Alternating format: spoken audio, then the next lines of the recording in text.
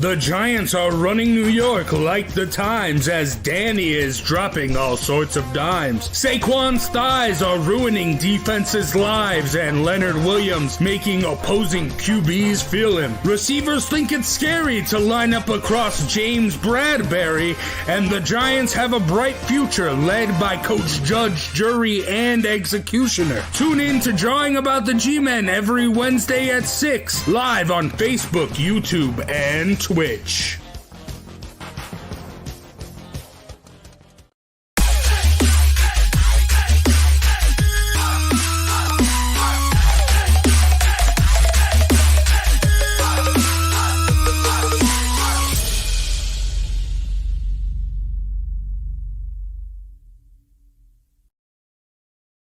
Do you have a 401k and some savings for future retirement, but you don't even know if it's enough to live off of? How much is enough? And how often do you think about it?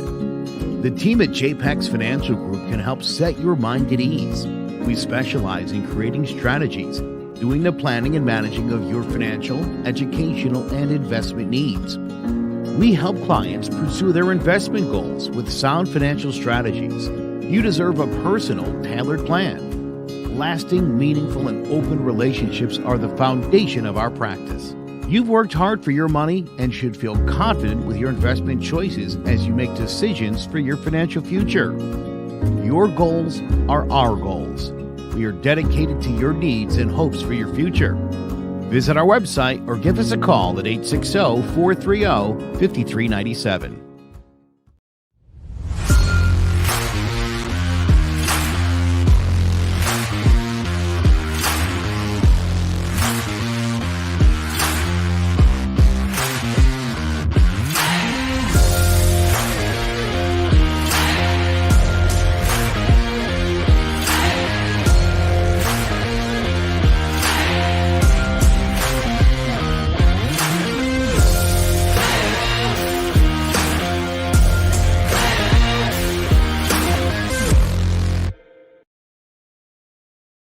Welcome to Sports Talk with R&J. I am Steve Risser, along here with Justin D'Onofrio, and we already got a comment before the show starts. We got Xander commenting, "What's good, fellas? Have a great show," and we will. And thanks for the comment, and definitely stay on for the entire show. So, and we'll be talking. And definitely stay on for the entire show. We're looking forward to your comments.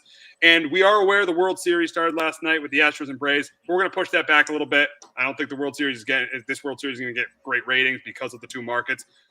And that's why we're starting with football. We know everyone loves quarterbacks, and we got an outstanding quarterback matchup on Thursday night as the 6-1 Green Bay Packers with Aaron Rodgers travel to the desert to face the undefeated Arizona Cardinals. Unfortunately, this matchup unfortunately, the Packers are probably not going to have Devontae Adams. They probably won't have Allen Lazard either, but you can't put anything past Aaron Rodgers and how good he is. That's why I do feel like he's still going to have a pretty good game, but at the end of the day, I feel like the team with the better roster is going to win this game. I feel like the Cardinals, and we got a comment from Xander already, real test for the Cards, even though Adams won't play. Yes, I agree with that, that it is a real test for the Cards. When you're facing a quarterback like Aaron Rodgers, you've seen throughout his career, Aaron Rodgers has overcame bad coaching. Aaron Rodgers has overcame not having the most talented players, and he's still been able to overcome that. As Xander said, Lazard's out for COVID reasons. Yes, Lazard's out too.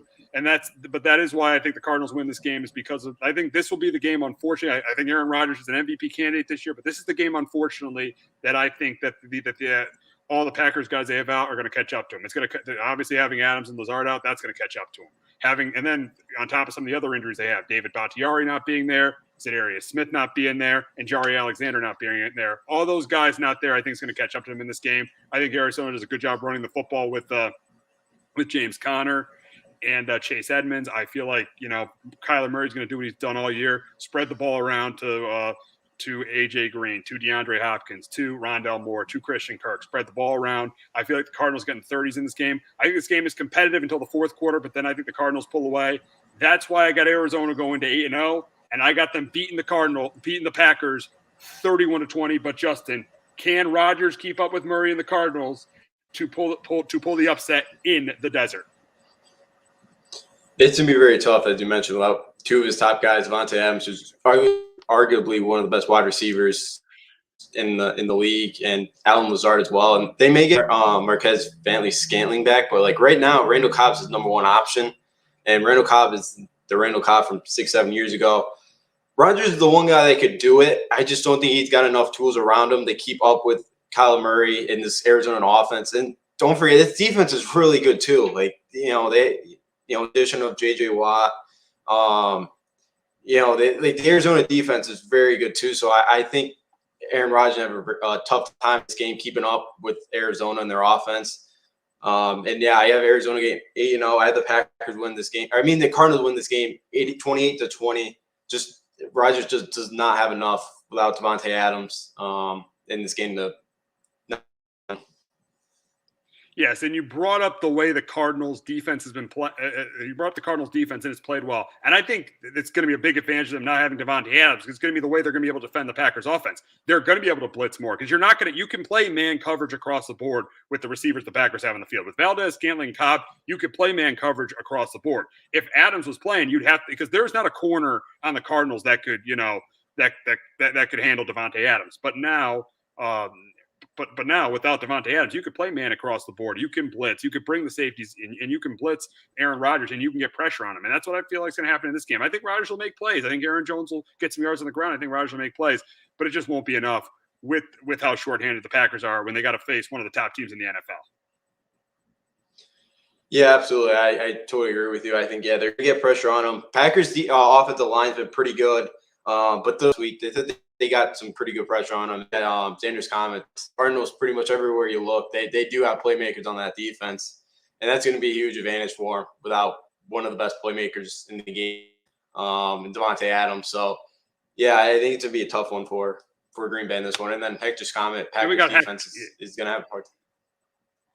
Yeah, I could see because the Washington moved the ball against them last week. They were 0 for 4 in the red zone, and I think 0 for 2 in goal line situation. So, I think the Packers would have a hard time because they didn't look great last week against Washington.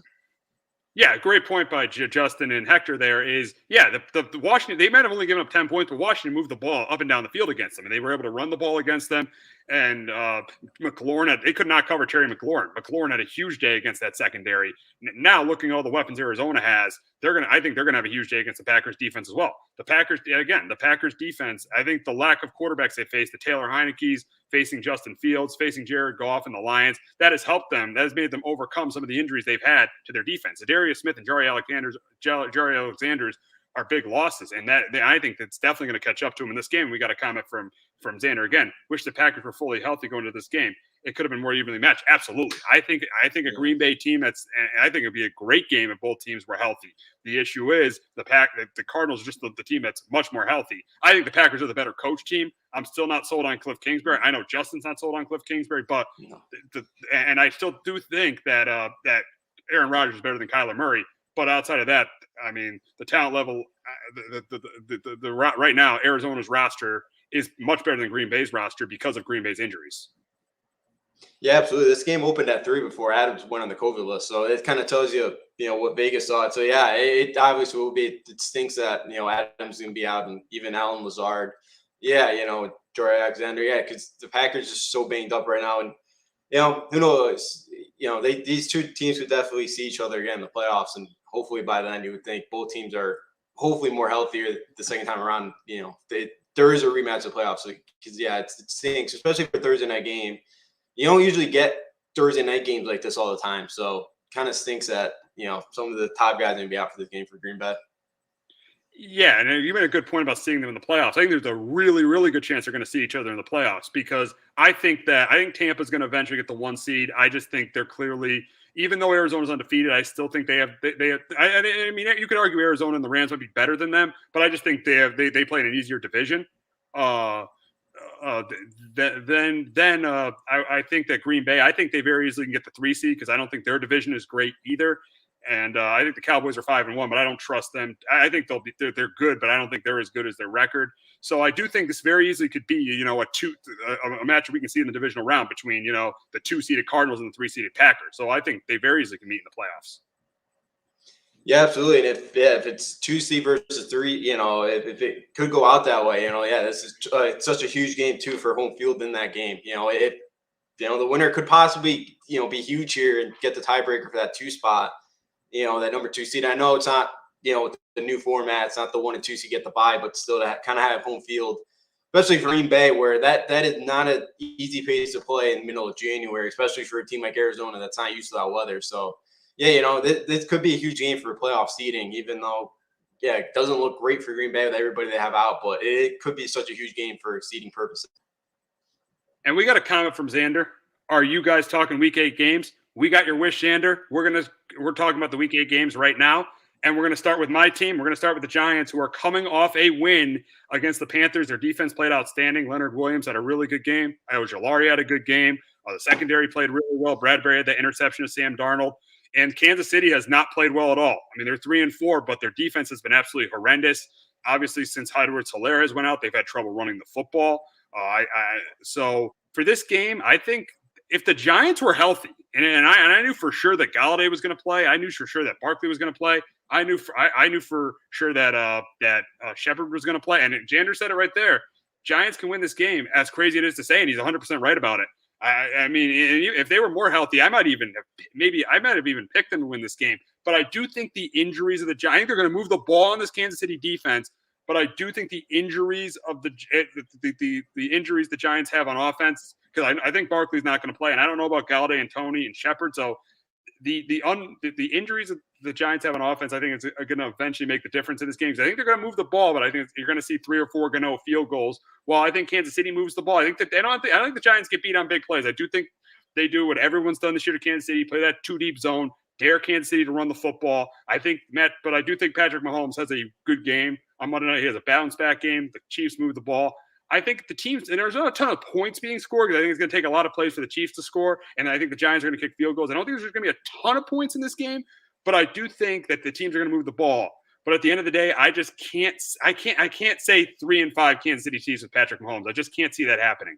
I'd much rather see the Giants being 2-6 than the Chiefs being 3-5, and that's why I got the Chiefs beating the Giants 27-19 on Monday night. But Justin, can the Giants defense contain Mahomes, and can Daniel Jones make enough plays for the Giants to get their second straight win?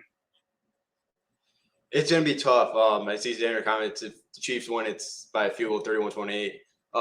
I could see the Giants keeping it close. I really can. I could even see them winning with how bad the Chiefs look so far. The Chiefs win this game 31-21. I think for the Giants, you just lost Juriel Peppers in the back end too, which I think hurts. You're already down Blake Martinez as well in the defensive end. And, Mahomes, you expect him to play a lot better. He struggled last week. He's tied right now for most interceptions to lead with Zach Wilson or Trevor Lawrence. One of those two. He's tied with, 7 interceptions with those two. So, last year Mahomes had 20 dropped interceptions. So, last year, kind of struggled in that. But, Dexter Lawrence, because Orlando Brown hasn't been great at that left tackle spot. He kind of got destroyed last week at Tennessee. Like, if Dexter Lawrence could get some pressure on Orlando Brown, and they could get to Mahomes and kind of force him to make some bad mistakes, I could see the Giants definitely win this game. I really like the Giants' offensive game plan last week. Like, I think they'll move the ball. Like, with everybody out last week, I like how they kind of got rid of the ball quickly. I like some of the RPO stuff they ran. I really liked their offensive game plan last week. I think some of that could work against a Chiefs defense that's been horrible. It's, statistically, they rank pretty much 30th, 32nd in every category. So I think the Giants have success moving the ball in this game. But, I just can't see the Chiefs going to 3-5. I don't think they're a very good team. I'd be shocked if they somehow win double-digit games this year, but I see the Chiefs somehow pulling this one out. I think the thing the Giants have to do to win this game is obviously they got to do what they did last week to Sam Darnold. They got to get a ton of pressure on Mahomes. And I could see it happen. I could see Ojulari. I could see Lawrence. I could see Leonard Williams getting pressure on Mahomes. That Kansas City offensive line that's rebuilt, it struggled recently. And I definitely could see them getting – I definitely could see the Giants getting pressure. And on offense, I feel like the Giants have to have success running the ball. I do expect that Jones is going to use – they're going to use Jones on the read option, the zone read. And I like that, especially if they don't have some of their receivers in this game. I think that's a way the Giants can move the football. You saw that was a way they moved the football last week against the Panthers. So I do think that they're going to be able to get pressure, but I just think that Patrick Mahomes is just – I think he hasn't been great this year, but I do think he's good enough to beat a Giants defense that hasn't been as good this year. That's why I got the Chiefs winning the game. But let me tell you, you thought when I saw this game, when the schedule came out in May, week 8, I chalked this up as an L immediately. But right now, it's not. I definitely, as a Giants fan, even if it was being banged up, I definitely, as a Giants fan, have more confidence going into this game than I did in May or even at the beginning of the season. Yeah, which you would think it's just crazy, but it's true. And I don't, and I see why you are, because the Chiefs just, again, they put up 3 points last week against the Tennessee defense. That's not very good either. They couldn't do much against them. I mean, granted, Mahomes got hurt in the second half, but still, they did not play well on offense at all.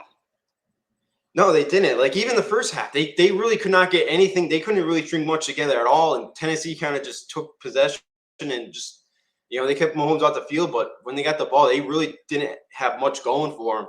So, I could see why. Like, the Giants, you've lost so many pieces, and it's kind of been a down year for, with everything you've lost and, with Martinez and now Peppers. It's still it's still, you saw last week, it'd be a good defense. They have, if they can get to the quarterback, they can be better at stopping the run.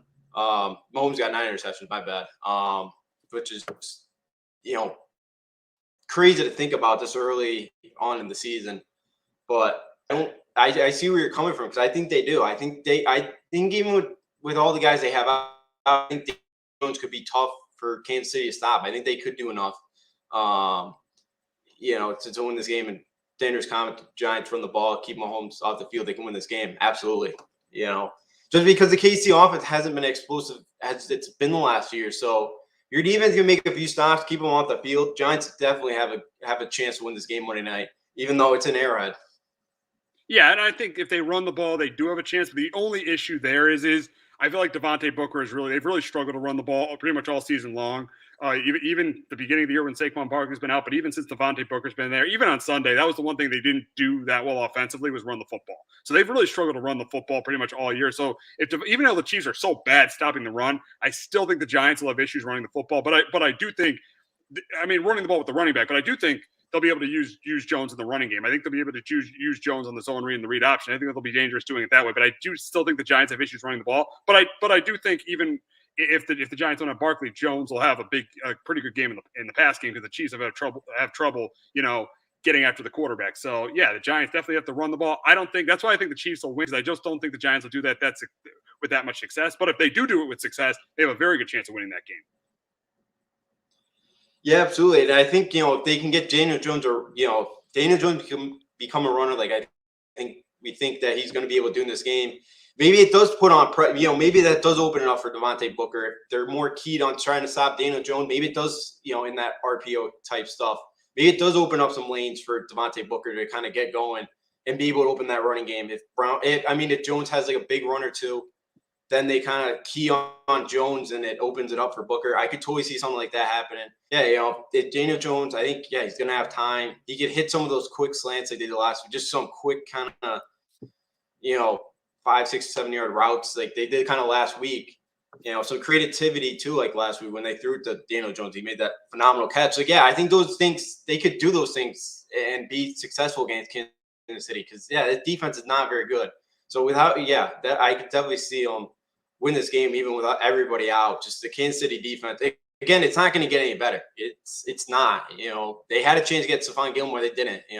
Maybe they make a trade, but I don't see one guy coming in here making a big difference on this Kansas City defense. Yeah, so we'll see what happens. We'll see what happens. Big game Monday night for both teams, and it should be a good one between those two teams. But we got to get on to your team, and your team had a great week last week. I know they played the Jets, but you got to go up. You got to play who you're going up against. Mac Jones had a really good week. They had a good week running the ball with Damian Harris, and I think this week it's going to be the same when they play the Chargers. I think because the Chargers are terrible stop. They can't stop the run. The Chargers have a lot of issues stopping the run. So I think this is going to be a big week for Damian Harris. I think he easily goes for a buck. I think he goes for a buck 20 on the ground. I think he has a big week on the ground. I think the Patriots move the ball. I think Mac Jones has another good game with this Patriots offense, and they've been better in the red zone. I think they convert in the red zone this week too. I think Mac Jones is good. This game's set up well for Mac Jones to play well. It's good weather in LA. It's going to be really. He's going to play well. He's going to do a really good job off play action. I think Harris is going to set up play action for him. So I think he'll throw a couple touchdown passes. The issue in this game, though, is I don't think this defense is built to stop Justin Herbert in this Chargers offense. I think Justin Herbert has a big game. I think this game is up and down the field. I think it's a high-scoring game. I think this game is up and down the field. But at the end of the day, I feel like the ball is going to be in Justin Herbert's hands, and he's going to lead the Chargers to a game-winning drive because I don't think this Patriots defense is going to make a stop at the end. I think this is and here's an account from Xander. I'll beat this to death. Give Mac elite offensive talent, and he can make a leap. Yes, you've said that. Yes, you've been Absolutely. saying this all the time, Xander. You give Mac the elite offensive talent. And he can make a Josh Allen leap. The issue I mean, but the thing is can this team do it? That's going to be the question going forward with the Patriots. Can they give him that talent? But that's another story for another day. We'll talk about that when the season ends if he can get him that talent. But for this game, I feel like it's going to be close to the end. But I think it's going to be another game where the Patriots defense needs to make a stop. But the story of their season is they can't make a stop against a good quarterback. It happened just like against Dak Prescott a couple weeks ago. I feel like the Chargers win the game right at the end. I think they win it on a game-winning field goal. That's why I got the Chargers going to 5-2 and the Patriots going to 3-5. I got the Chargers beating the Patriots in LA 30-27. But Justin, can the Pats continue to have success against Herbert and pull the upset this week? I'm hoping, but I'm not too optimistic. I just think, it was great last week. They played well, but that was last year they hit Justin Herbert 11 times. I think they sacked him 3 or 4 times. Like if they can get pressure on it again, I could see him having success. But this offense or the Chargers offensive line is a lot better than it was last year. Matthew Judon's really been the only consistent pass rusher the Patriots have had all year, and Jalen Mills has been a horrible. Most of the defense has not been good, but Jalen Mills, I think, probably been the worst signing of them all so far, especially in the defensive end. I think whoever he's guarding, I think, has a big day. Yeah, they won 43-0 last year, but Anthony Lynn's not coaching this team. They had a punt block for a touchdown. They did a punt return for a touchdown. Like their offense really didn't do a ton. Their first drive of the game, they went 75 yards, took up like 8 minutes. And I think it was a Cam Newton run. So if they can keep Herbert off the field for big periods of a time, they have a chance. I don't see the defense. Yeah, as you mentioned, the defense can't get a big stop when they need to. I don't see it happen this week against Justin Herbert in this Chargers offense. I think they have too much for him. Very confident in the secondary right now. Justin Jackson or J.C. Jackson, he's hit or miss. Mills, as I mentioned, been horrible. So I got the Chargers 27-21.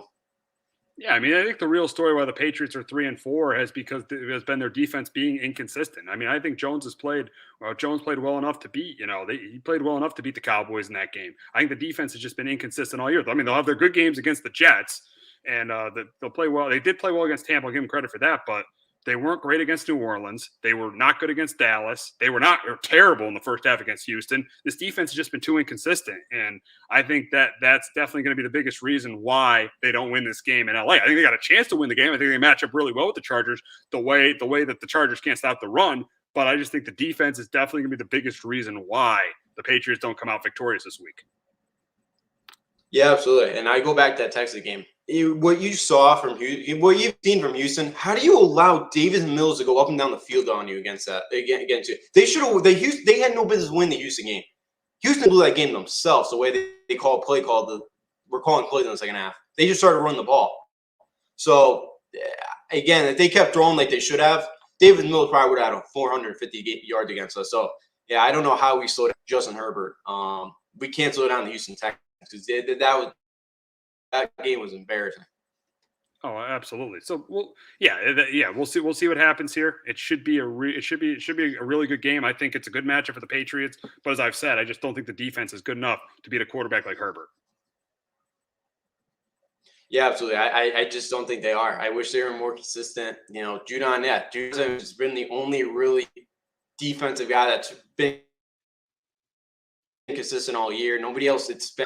I think it does set up well because the way they can run the football with Harris, they kind of got going last week. But yeah, they can open it. I liked how they opened up the offense last week. I did. Now Bill was throwing it with 3 minutes left up by 50. So he took out a lot of frustration last week. I hope they continue last week because I think they do have a better chance. But yeah, I just don't trust their defense right now in a big spot. I don't trust them to get that big interception. they created that big reception little late in the game, or in a big spot late in, they haven't done that they can't do that anymore for whatever reason. Obviously not having Gilmore hurts, but yeah, I don't trust this defense right now to get a big stop. Yeah, we'll see what happens on Sunday. Should be a good game between the Pats and the Chargers. But we got to go to a big AFC North matchup, and the Steelers travel to Cleveland to face the Browns. And I think this is going to be a defensive struggle. I think both offenses are really going to struggle. I don't care if Baker Mayfield plays or not. I just still think the Browns offense is going to struggle. But I do think the Browns offense will have more success than the Steelers offense. And I think the difference in the game is going to be the pass rush of the Cleveland Browns. I think with Clowney and Garrett, they're going to get pressure on Big Ben, force Big Ben to make a mistake or two. And I think this is going to be a really, really low-scoring game between two division rivals. But I have the Browns being the team that goes to 5-3. I got the Browns beating the Steelers 20-14. But Justin, can the Steelers defense carry them to their third consecutive win? I think they have a chance. This defense, in Xander's comment, Brown defense could win them the game. Absolutely, their defense is it's been unbelievable. Last week they played well. Again, their defense could really carry them for how far they need to go. It's especially around getting the passer. They've been really good. Yeah, either Case Keenum or Baker Mayfield in this game. I don't think Case Keenum is a big downgrade right now than what Baker Mayfield is right now when he's injured. So, Keenum's gotten to gotten to a champ game, and if in Xander's comment, the Browns score a defense touchdown, they'll win. Absolutely, because but there's not going to be two. It's going to be an offensive struggle, and as Xander said, he's got a pick six and a fumble, and pick six or fumble. Now, yeah, I could very easily see that happen. I very easily could see the Browns giving up a defensive score. And the thing about this Browns defense this year is against the good offenses, they have struggled. They struggled against the Cardinals. They struggled against the Chiefs. They struggled against the Chargers. But against the bad quarterbacks, against the quarterbacks that aren't as good last week against the Broncos, they played well. In week 3 against the Bears, they played really well. In week against the Vikings, Cousins is pretty good, but they played well against the Vikings. So this defense, it seems like the worse the offense is, the better. The worse the offense are going against, the better they play. This is a really good matchup for them against the Steelers. I think they should have a really good game against the Steelers.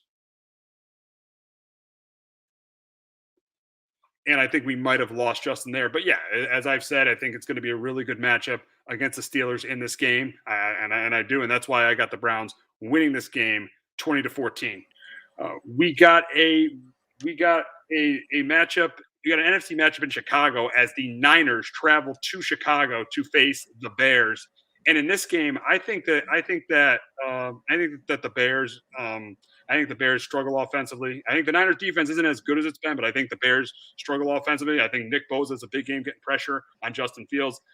The Niners, I don't know who's going to start. I think Shanahan kind of left the door open in his press conference after the game against the Colts. I don't know if it's going to be Trey Lance. I think eventually if Trey Lance is healthy, he's going to start for the Niners. But I do think Jimmy Garoppolo starts this week. I think Mitchell gets some yards on the ground. I do think that. And I do think, again, just like in that Steelers-Browns game, I do think the Niners force a turnover on defense that leads to a touchdown. I do think the Niners turn the ball over, too. That could lead to a Bears score. I think this is a really close, low-scoring game. It's going to be a windy day in Chicago. It's going to be a low-scoring game. But at the end of the day, I trust the quarterback with more experience. I know Jimmy Garoppolo hasn't played well, but I trust him with more experience. I trust the better head coach in Kyle Shanahan. And that's why I got the Niners beating the Bears 23-17. But, Justin, can the Bears defense have a big game and get them back on track?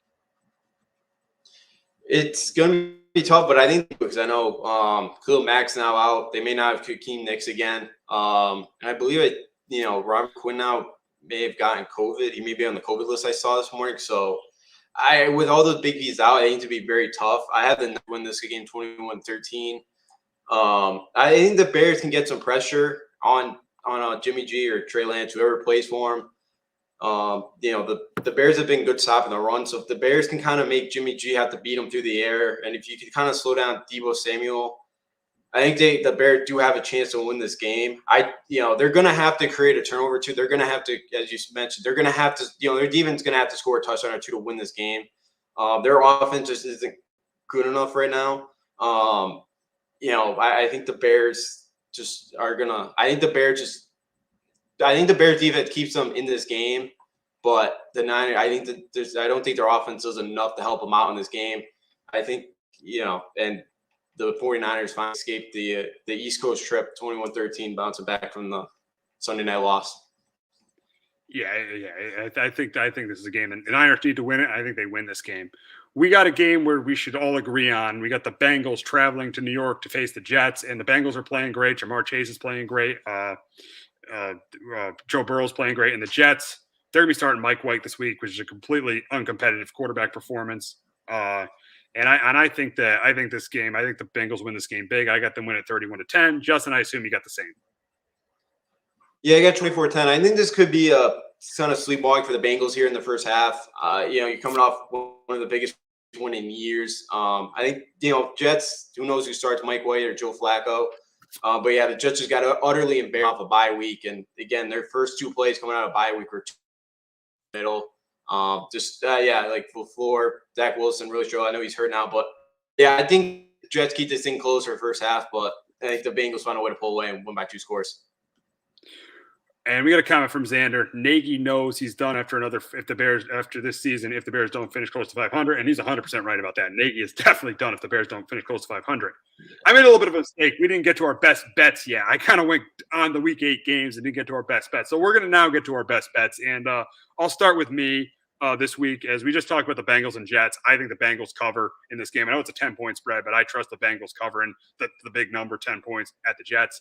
Buccaneers and Saints. I just think the way Tom Brady's playing, I just think that he's red hot right now, and this Bucs offense is going to put up in the 30s against the Saints. And I think the Saints are just banged up without Tyrone. And they won on Monday night, but granted, they're facing Geno Smith, I think that the Saints offense is going to struggle against the Buccaneers defense.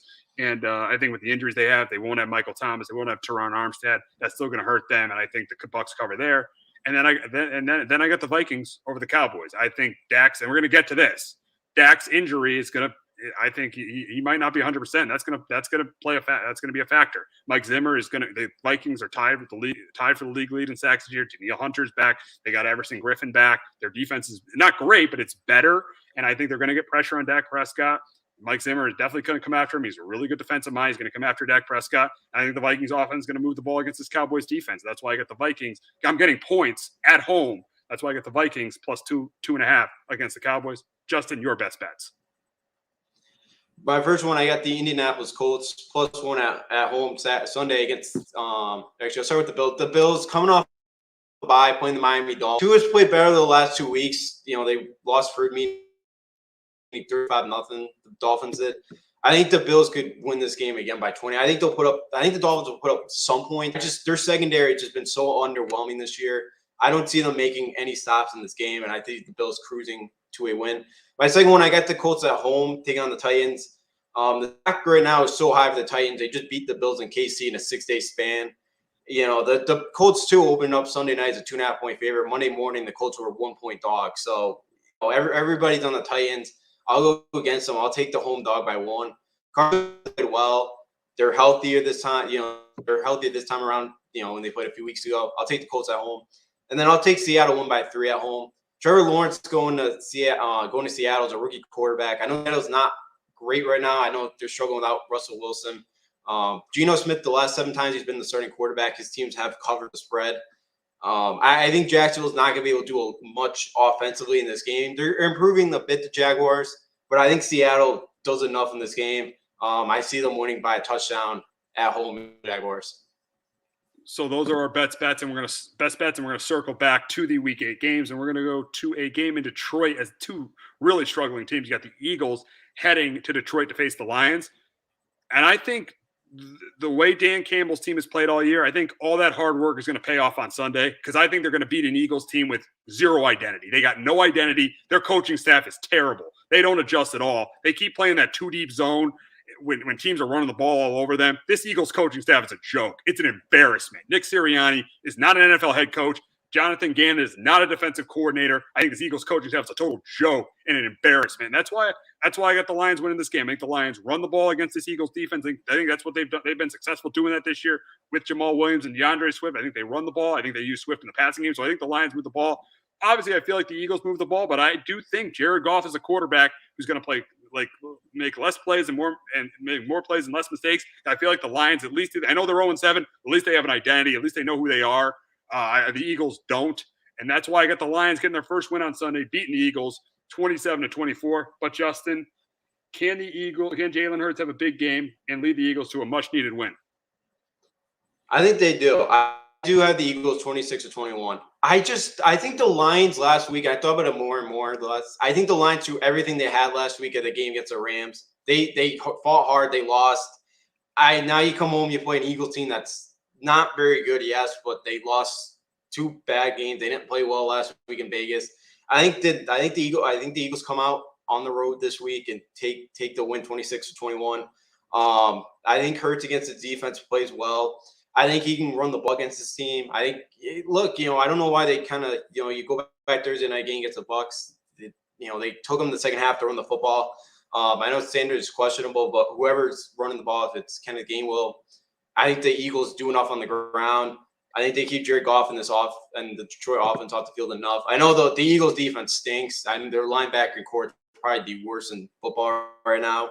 But I think they attack the secondary of the Eagles, and I'll take Jalen Hurts to go on the road and get the win 26-21. So you changed your pick. I remember in the text, I think you had the Lions winning. I did have the Lions. To the Eagles. Did have the Lions, and you changed it to the Eagles. Yes. But we'll get on to an AFC South matchup in Indianapolis as the 5-2 Titans, who arguably look like the best team in the AFC right now, face the 3-4 Colts. This is a huge game for the Colts. The Colts need to win this game to have any shot at winning the AFC South because the Titans beat them earlier in Week 3. They beat them earlier in the season. So I think the Colts need to come out with a sense of urgency, and I think they come out with that sense of urgency. I do think Tennessee moves the ball, but I think the Colts defense bends but doesn't break in this game and forces Tennessee to kick a couple field goals. And I do think Carson Wentz is starting to play better. I think Jonathan Taylor's been a big reason why. Jonathan Taylor's been really good running the football. I do think Carson Wentz gets the ball to, Michael Pittman in this game. I think he gets the ball to Mo Alley Cox. And I do think this is a close competitive game, but I'm going to go with the upset. I'm going to go with the Colts at home, beating the Titans 27-23. But, Justin, can Derrick Henry continue to help the Titans?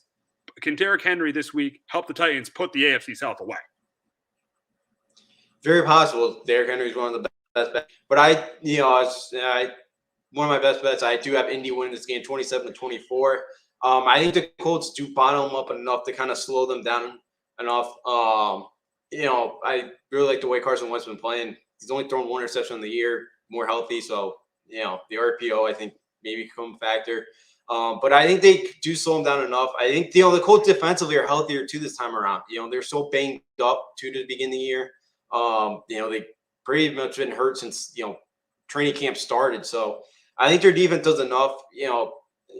I think they were better in the second half trying to stop the run.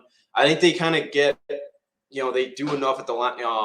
Like Darius Leonard kind of, steps up, makes a couple of key plays. I think, the line of scrimmage. I think the Colts defensive line, can kind of bottle up Derrick Henry in this game. I think it's such a huge game for the Colts. Frank Wright's first year, they won 9 of the last 10 games. I think, the Colts just kind of improve under Frank Wright year after year, after week after week. They continue to improve. I think they do get this win at home, 27-24. They've given up big plays a lot, in the passing game, the running game. They can't allow Derrick Henry to have too many big runs here. And I think they limit him enough to find a way to win this game. We'll stay in the AFC South as the Texans host the Rams this week, and I think this should be an easy win for the Rams. I know they struggled last week against the Lions, but that was kind of the Lions' Super Bowl. I mean, when they were playing the Rams, that was their Super Bowl. The Lions were all motivated to face Matthew Stafford.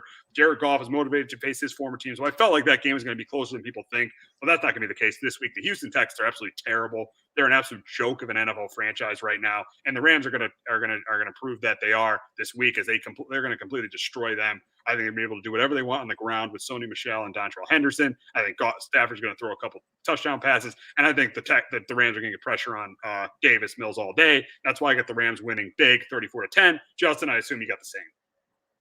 Yeah, I got 28-7. Rams win this one. Yeah, I think it to be a long day with Texans. They won off them last week. Kind of felt, maybe they'll give the Cardinals a game here, but they got blown out after that. They couldn't do anything. So yeah, I think the Rams do whatever they want in this game. Henderson has a big game on the ground. Cooper Kupp continues to have a really nice season. I just don't see Houston being able to do anything offensively. I think it's to be a long day for Davis Mills. They're not going to be able to do much at all. And the Rams could probably pretty much name their score going in this game, how much they want to win by. So yeah, I got the Rams winning big. NFC South matchup in Atlanta as the 3-4 Panthers, who've lost 4 in a row, face the 3-3 Falcons.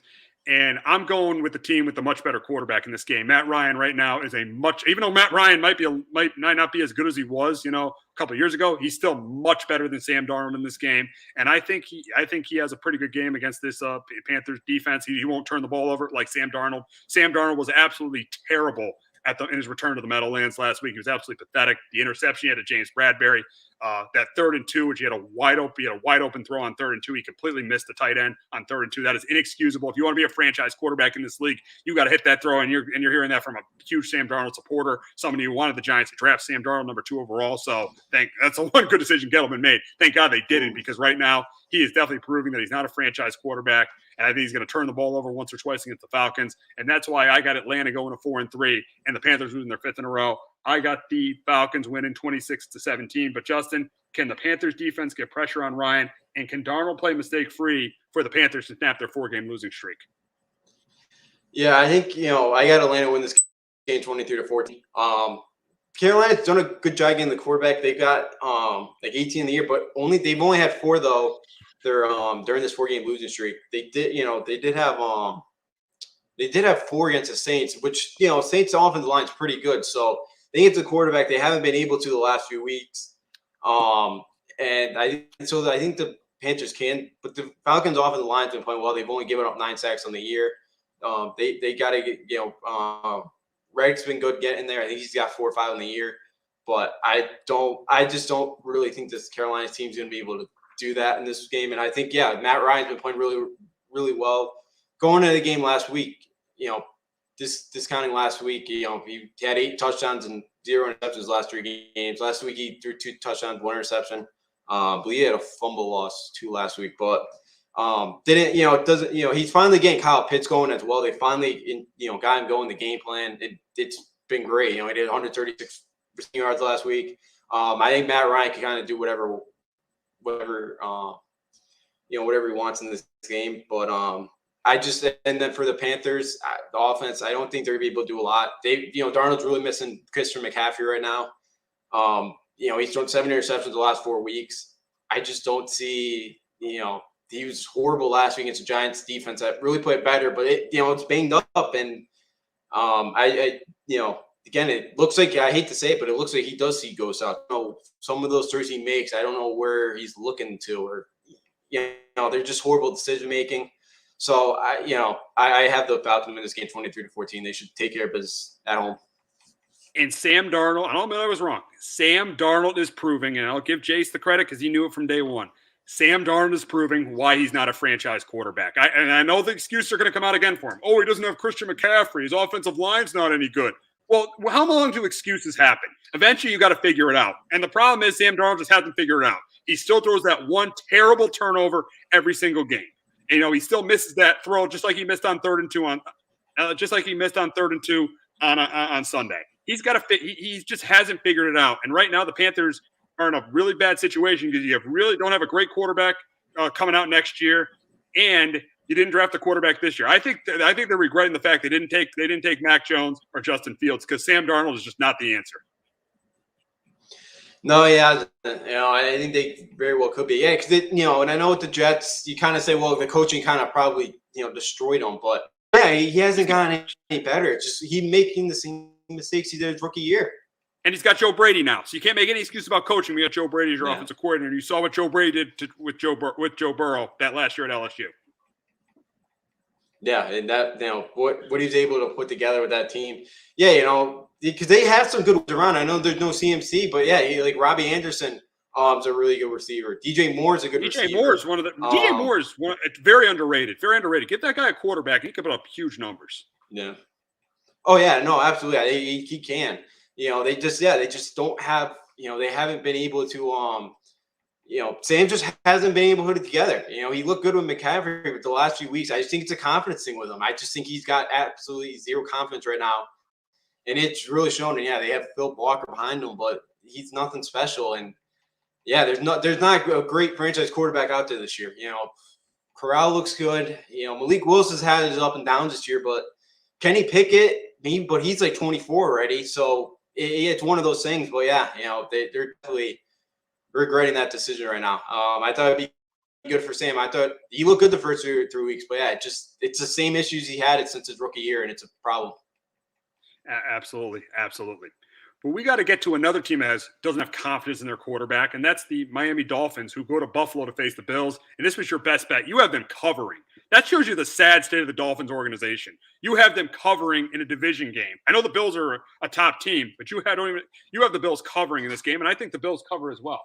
I think the Bills, Josh Allen has a huge week against a defense that has played poorly this season. I think that they are able to run, though they don't run the ball great. I think they'll be able to run the ball with Singletary and Moss. I think Allen throws a couple touchdown passes. And I do think, too, I think he competes, he battles, but he throws an interception here. And here's the problem with the Miami Dolphins. The Dolphins are an organization that does not have any self-esteem. They listen to outside noise, and that's why they are losers, and they've been losers since Dan Marino's been there. They have been losers for years, and that's why they have no self-esteem as an organization that they can't handle people saying, "Oh, you should have taken Justin Herbert." The minute Tua comes back from injury, they lose to Jacksonville. They're already trying to trade for Deshaun Watson. This organization has no self-esteem, and that's why it's one of the worst organizations in the NFL. The Miami Dolphins, and they just have there's a reason this team hasn't won a playoff game since 2000. This organization is a garbage organization. They're going to have a GM who's probably going to end up getting fired and should for passing on Justin Herbert and now trying to trade Tua after Tua has only I don't even think he's at 15 starts yet. Then they're trying to trade him. That's why this organization is a total joke and an embarrassment. That's why the Dolphins are just a flat out embarrassment. And you it's hard enough to win with distractions in this league. They have way too many distractions right now. That's why they're going to get crushed to the Bills this week. Yeah, you said it. It's they had a chance to draft Drew Brees, but because the doctor said no, they don't. You can't. They had a chance to sign Drew Brees. Sign Drew Brees. Oh, yeah, they could have Drew Brees, and they end up with Dante Culpepper. There's so many mistakes this organization has made. They couldn't win a Super Bowl with one of the greatest coaches of all time and one of the greatest quarterbacks of all time. They couldn't even win a Super Bowl. They got to one Super Bowl with Dan Marino and Don Shula, which is one of the best coach quarterback combinations in the NFL. When your team had that great coach quarterback combination, they won 6 Super Bowls and got to 9. The Dolphins had that combination. They only got to 1 Super Bowl. It shows you how big of an embarrassment this organization is. They can't even they don't have confidence in a guy they took 2 years ago, number 5 overall, a guy they tanked for. They got rid of Minka Fitzpatrick and Laramie Tunsil and tanked for, and now they want now they want to trade him. It's crazy. This organization is trash, total trash. The Dolphins. Complete trash. And now, and I think Deshaun Watson's a great quarterback, but he could be in jail in a year. It shows you this organization has no self-esteem at all. No, you're absolutely. They don't. Tua. He fell in the lap at number 4. You kind of felt like, oh, here come the Dolphins. They should be 0-7. They should have no business with winning. Yeah, if your quarterback knows how to hold on to the ball in the red zone, they'd be 0-7. Yeah. No, absolutely. Yeah. Doesn't fumble the ball there. It's kind of like you felt the Dolphins are finally turning a corner. This was kind of going to be the year. They win 10 games and get back to the playoffs. But no, Byron Jones has been good. Xavier Howard hasn't been as good either. And it just kind of continue to make mistakes, and they're already kind of losing confidence to Tua, which I thought Tua's looked better. I know he had 2 terrible interceptions last week, but I thought he's looked better as a more pocket passer. Again, the size is going to be tough for him. He's what, 5'10", 5'11", and they just continue to miss guys, especially at the quarterback spot, and you can't do that anymore in the NFL. I like Brian Flores as a coach, but this year confidence wise, they just can't. They don't have a good running game. Devontae Parker's, is a good wide receiver. Can't stay on the field. Jalen Waddle hasn't done much so far as a rookie, but I think he could be talented. But yeah, this Dolphins team right now, its organization is it's horrible. They haven't, again, they're on 21 years of really not having really a franchise quarterback since You know, And I mean, they really haven't and seen you, Marino kind of left. and you had a decent quarterback in Ryan Tannehill. You had a guy that was close to a franchise quarterback in Ryan Tannehill, and you see what Ryan Tannehill can do when you support him with good players around him. When he's in a much better organization, Tannehill won 7-8 games. I don't think Tannehill's great, but I think Tannehill's still a pretty good quarterback. He's probably the best quarterback the Dolphins had since Marino. But the problem is the organization Tannehill was in. That was the issue with Tannehill. Now that Tannehill's with the Titans, I don't think he's a top 10 quarterback. I don't think he's a great quarterback. But if you put the right piece around Tannehill, you could win a Super Bowl with him. But the thing with the Dolphins is, as the Dolphins normally do, they don't put the right piece around their quarterback. Yeah, absolutely. And I think, because, he was a product of Adam Gase, and winning 7-8 games with Adam Gase is pretty impressive. So, I think he's definitely good enough, Ryan Tannehill, like what the Titans have done. Yeah, the Titans have added pieces to make him better. The Dolphins haven't done that. They try to waddle. Again, it's, I guess, too early, but like they haven't gotten the right weapons. Will Fuller hasn't been in the field. Like now, Tannehill now has, A.J. Brown, Julio Jones, the best, best running backs, and Derrick Henry in the game. So they haven't been able to kind of, the Dolphins they haven't built the right team together. And it's been an issue because my issue will go to Miami. It's Miami. So, like they just haven't found the right group of guys to kind of put together because they've been horrible. And it kind of felt like they were turning the tide a little bit. And this year they kind of went right back to what the Dolphins have been the last, 20, 25 years. It's kind of horrible. And third, battling for fourth place every year in the AFC East. It's just been horrible. They just can't find the right pieces. And you've seen what you mentioned what Tannehill's done outside of Miami. He's definitely good enough. They're definitely good enough with Ryan Tannehill's quarterback to lead them to the Super Bowl. They have enough guys around them. So you're absolutely right about that. Yeah, so we'll move on. Enough of the Dolphins. We'll move on to the Bucs and the Saints. And I think this is it's one of my best bets. Good NFC South battle, but I just don't feel like the Saints have the roster or the quarterback play to keep up with Tom Brady. As I said, that's why I have them. It's one of my best bets. I just don't think the roster for the Saints right now or the quarterback play is enough to keep up with Tom Brady. But Justin, the big question is can the Saints get revenge on what happened last year in the playoffs and beat Brady and the Bucs for the third time in 4 games? I think they have a chance. This is a revenge game for Jameis Winston. He can get back at the Bucs now. I had the Bucs win this game 31-27. I think at the Superdome too. I think the Saints play well. I think they do get some stuff going with Jameis Winston. I think with how bad the secondary is, I know we're not having Michael Thomas hurt, but he's got Callaway. They got Tre'Quan Smith back. So last week, I know he only had 1 catch. I think 3 targets. He's probably going to be more incorporated in the game this week. I don't think Kamara is going to be able to have 10 catches though this week against the Buccaneers. He may, but I don't think he's going to go. He's not going to have too many big receptions against the Buccaneers linebacking core. But I see Jameis playing well in this game. I don't, the Saints defensively kind of banged up. They're missing some guys, but they've lost some guys in the offseason. But the Saints played them tough last year. The Saints, blew them out in both regular season games. So I think the Saints keep this game close. Yeah, and Drew Brees this year, but Drew Brees wasn't great last year. He was good, but it was not the Drew Brees that we all kind of expected. So I think the Saints keep this thing close. They're at home. It's a revenge game for Jameis Winston. He probably makes a mistake or two in this game, but I like Jameis Winston keeping this game close and giving his team a chance to win this game on Sunday. You bring up, though, that the Saints have played the Bucs tough. That was last year, and it's a different roster, though. I mean, the roster is just not as good. I mean, they obviously don't have Michael Thomas or Tyron Armstead. And then you look at the secondary pieces, the B-level players of Saints, because of salary cap issue they had to get rid of. I mean, Trey Hendrickson, who's had a really good year with the Bengals. Jared Cook. I mean, he's definitely an upgrade over Adam Troutman. Emmanuel Sanders. He's an upgrade over anything the Saints have at receiver right now. So I just don't think the Saints. I think the Saints arguably had as good or better of a roster that the Buccaneers had last year. There was a reason they won 12 games last year with Brees not being able to throw the ball down the field. But I just don't think the roster. It's just not as good. That's why I think the game is going to be a 2. That's why I think the Bucs win by 2 scores. Even though it's in New Orleans, that's why I think they win by 2 scores. Yeah, I could see it. With everything out, with everybody out for the Saints, in the pieces they've lost this year, they haven't really gotten much of the passing going. You know, Michael Thomas hasn't been there really in 2 years. Yeah, losing Jared Cook hurt. You know, like I want to see Traquan Smith can kind of get things going here. I know last year he wasn't great. You know, he only had one catch, I believe, no, he had 34. But I know Jameis was kind of talking that that they've really kind of gotten like chemistry going in practice. So like I think he could have a big game this week against the Bucs secondary that again is horrible. You know, they don't have much right now in that secondary. So like I think New Orleans can put up some points to keep this thing interesting.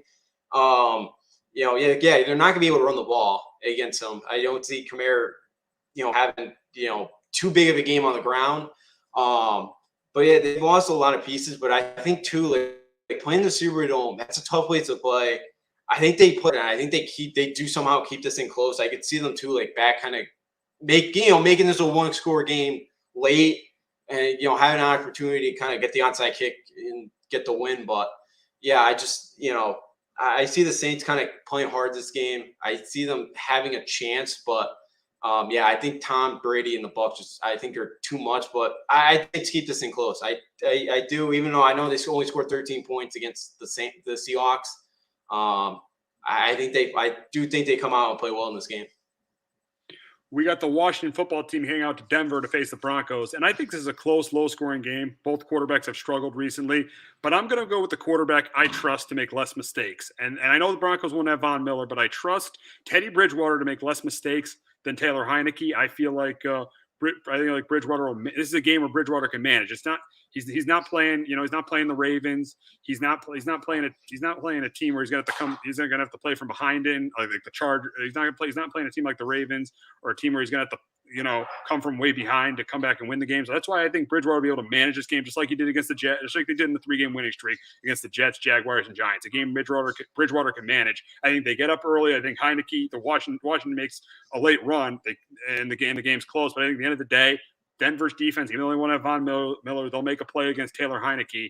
And that's why I got Denver going to 4-4 and Washington going to 2-6. And I got the Broncos winning 20-16 over the Washington football team. But Justin, can Washington get pressure on Bridgewater, and can Heineke make enough plays for them to snap their 3-game losing streak? I think they will. I think they go on the road and win this game 24-20. They did a good job against Rodgers. Got to him 3 times. I think they could get to Teddy a couple times, 3-4 times. Could be enough. Maybe it forces a fumble or 2 in the game as well. Force them to throw a bad interception. So I want to get some pressure on them. I thought their defense played better last week. They lost 24-10, but I thought I saw some improvement from Washington. Still wasn't great, but I saw them play a little bit better. I just don't think Denver's really any good. I know, no Von Miller, no Chubb. I think they find a way. I think Gibson can play well. I know Denver in the back end's pretty good, but I could see McLaurin making some plays for Taylor Heineke. Again, they drove the ball against the Packers, and I know we mentioned that they were 0-4 in the red zone. That doesn't really happen, and that was the first time going into that game was, opponents were 14-14 against them in the red zone and, of scoring touchdowns. So, I think, Washington again doing the ball, enough in this game. And I think Taylor Heineke makes enough plays. I think Gibson can run the ball against these, without Chubb, without Von Miller. And I think Washington goes on the road to win. I don't think Denver's, I think Denver's kind of, again, I think injuries have kind of hurt this team. The offense isn't great. I'll take Washington to go on the road and find a way to win this game. We got the Jaguars heading to Seattle to face the Seahawks, and I think this is a really competitive game. I think James Robinson has a big day on the ground. I think Trevor Lawrence continues to play well, just like he did against the Dolphins. But I do think this is a game where Geno Smith plays well. I do think Geno Smith plays well against his defense, and I do think that the Seahawks win this game. I got them winning at 28-24, and Justin made a good point. Geno Smith always does a good job covering the spread. They were able to cover the spread against the Steelers. Even though they lost, they were able to cover the spread against the Saints. When Geno Smith is quarterback, the Seahawks always cover the spread, and you think they're going to do the same on Sunday. I do. I think it's very low scoring. I have the Seahawks win this game 21-13. Or 2013, my bad.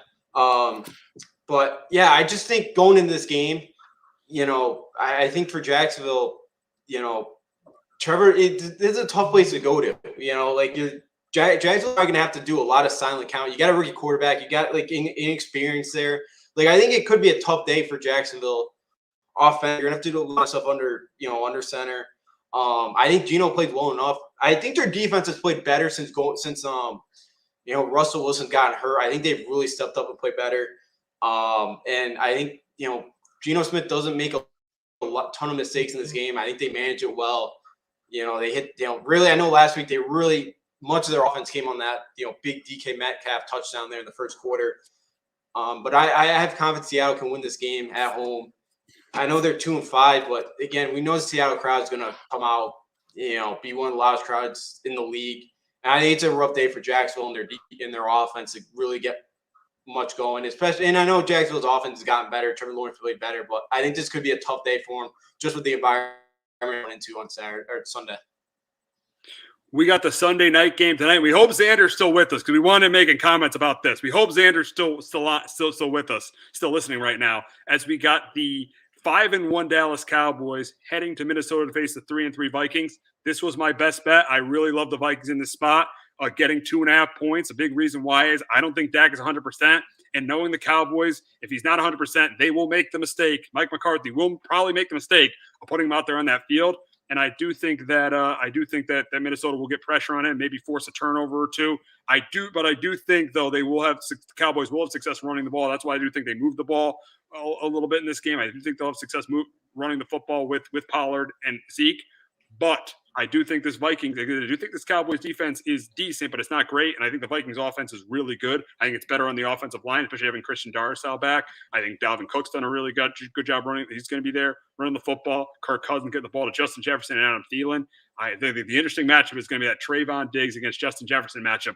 We'll find out if the Cowboys play a lot of man coverage. We'll find out how good Trayvon Diggs is this week, especially facing a receiver like Justin Jefferson. He'll be the best receiver he's faced so far this year. So I think this is obviously a close competitive game, but I think the difference is going to be the pressure that Mike Zimmer is going to put on Dak Prescott and force him to maybe make a mistake or two. And I don't think Dak's going to be 100%. And we know the Cowboys, they've been known to make mistakes like this. And I think they're going to make that mistake if Dak isn't 100% and play him this week. That's why my best bet, I love the Vikings getting those 2.5 points. That's why I got them winning the game 31-24. But Justin, can Zeke and Dak keep the Cowboys' momentum going for them to get their 6th straight win? I have changed my pick on this one as well. I have the Vikings now win 7-24. I think coming off a bye too, the Cowboys were just in such a good rhythm offensively. I think this is one of the cases where the bye week may have hurt them because they were just humming along offensively. I think they could play well. As you mentioned, I think Mike Zimmer is going to bring a lot of pressure, and Dak may not be may not be 100% in this game. And I think that could be a question, even though Dallas's offensive line has been pretty good this year. They've only given up 9 sacks in the year. But I think, Dalvin Cook's going to be healthy. I think and you look at Dak's and Kirk Cousins' stats, they're pretty similar. Like both guys have been pretty good all year. Where are they? So Dak's thrown for over 1,800 yards so far, 16 touchdowns, 4 interceptions. Kirk Cousins has thrown over for over 1,700 yards so far, 13 touchdowns, 2 interceptions. Like both quarterbacks have played pretty well. I think they got Dalvin Cook back. They still have Alexander and Madison, who again both backs are really good that the Vikings have. I think they keep the Dallas offense off the field enough in this game. And, I think they're going to be able to spread around against this Vikings defense. But I think Kirk Cousins makes enough plays. The Vikings should be 4-2 as well. They should have beat the Cardinals in, week number 2. They lost on a field goal. So, they also lost in overtime against the Bengals. They've lost a lot of tight games, and they also lost by a touchdown against Cleveland. So, Minnesota's been in every game, find a way to win this one at home on Sunday night, 27-24. And you made a good point, Justin, about Minnesota. They are better. They are definitely an improved team this year. If you look at their losses, they lost in overtime to the Bengals. Everybody thought that was a bad loss to start the year. They're definitely they're an improved team. In week 2, they lost to Arizona. They looked like one of the best teams in football. Then they won in week 3, and then But in week 4 they lost to the Browns, but it's still a competitive game. So all 3 of their losses have been really, really competitive game. They beat the Seahawks in they beat the Seahawks in week 3 there, and then they lost the Browns, beat the Lions, and then beat the Panthers. So and they destroyed. I know that game was close, but they destroyed the Panthers from scrimmage. So the Vikings are I think they very easily get the number 6 or 7 seed. I don't think they'll win the division, but I think they'll get a wild card. So good point there. Minnesota has really, really played well, and it would not be a surprise at all if they win this football game Sunday night. No, absolutely not. I know Kirk Cousins hasn't been great in the primetime game, but I think with the Dallas defense, I think he can make enough plays in this game. They just lost a lot of tough ones. I know they had a tight competitive game. It's a Lions, but it's a divisional game. And they should have beat, the Panthers, that final drive went 99 yards to tie it up before OT. So, how many times do you really allow that to happen? So, they may have not played overtime that week. But, yeah, they've lost a lot of close games. They've been right there. And I think this is one where they find a way to get over the top like they did a few weeks ago against the Panthers. They could have, after that drive they allowed, they could have really kind of shut down, found a way to lose that game, but they didn't. They bounced back and won the game. So, I think they find a way again this week to take this one. Yeah, it should be a good one between the Cowboys and the Cowboys and the Vikings. It'll be very interesting to see what happens. But the World Series started last night. But before we talk about that, we got a promo from Clovercrest Media. It's been a pretty wet summer in Connecticut, and that means more mosquitoes than ever.